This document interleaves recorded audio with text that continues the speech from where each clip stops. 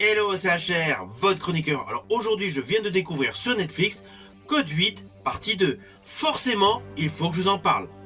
Let's go! I do trust you, but I'm not running anymore. If you just put your hands up, we won't hurt you.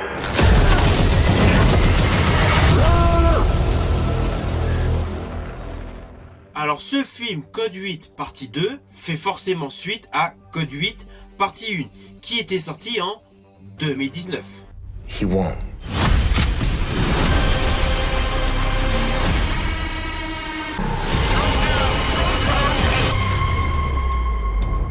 Le premier film était concentré donc sur des gens qui ont des pouvoirs, notamment le personnage Connor Reed, un ouvrier de 26 ans. Il avait commis un petit délit, il se retrouvait face à une police militarisée et se retrouvait avec Garrett, un trafiquant de drogue télékinésiste. Il y avait toute une histoire policière et de fil en aiguille, notre héros Connor allait en prison. Ce deuxième opus de ce diptyque Code 8 pour l'instant, parce que peut-être qu'il y aura une partie 3, nous présente en scène d'ouverture la sortie de prison de ce personnage Connor Reed.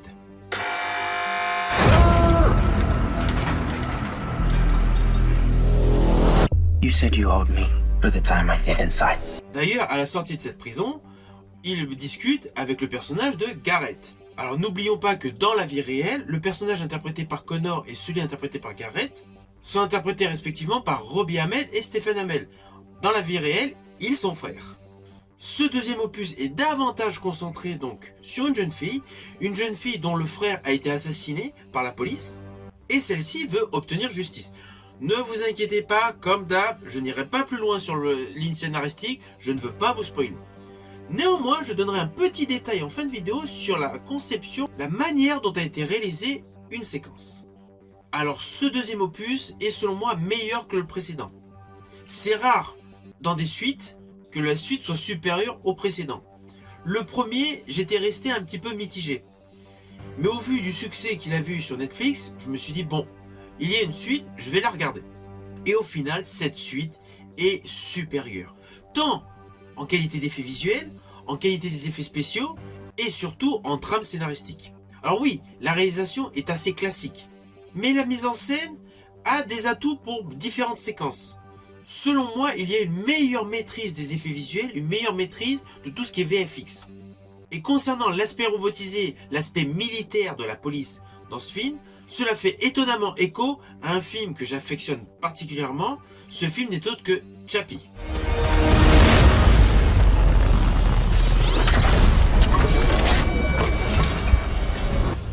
I don't want to die. I want to live. If you want to survive, Chappie, you must fight. Ainsi, vous pourrez le remarquer, il y a de nombreuses références au film de science-fiction Neil Blomkamp, Chappie. D'ailleurs, même dans la structure des robots. Et là, sur le plan robotique, l'histoire des chiens policiers, c'est une belle innovation. Et le concept du disque dur qui a enregistré, qui a sauvegardé donc toutes les images, cela fait également écho à Robocop. Your move, creep. Bien évidemment, je parle du premier opus de la saga Robocop, signé Verhoeven. Ce film, Code 8, est donc supérieur au premier opus. Il y a une vraie trame scénaristique, l'interprétation de la jeune fille est en adéquation avec la souffrance, le mal-être que les classes sociales moyennes peuvent subir par rapport à cette police surmilitarisée, et la réalisation de Jeff Chan le met en exergue. C'est une très bonne chose d'avoir fait un film futuriste, un film d'anticipation, mais avec des éléments comme les quartiers, la cité, qui sont proches de nous. De ce fait, ça nous immerge davantage dans les propos de son histoire. Alors oui, vous allez me dire, au fur et à mesure du déroulé de l'histoire, le côté flic pourri, on l'a déjà vu au cinéma. Mais là, l'avantage dans ce film, c'est qu'il n'y a pas de personnage tout blanc. Même le héros supposé, Connor, a des zones d'ombre. Tout comme le personnage de Garrett. C'est un trafiquant, mais qui a de bons côtés, mais malgré tout, il reste ambigu. En fait, la totalité des différents protagonistes qui interagissent dans ce film correspondent parfaitement à la société actuelle.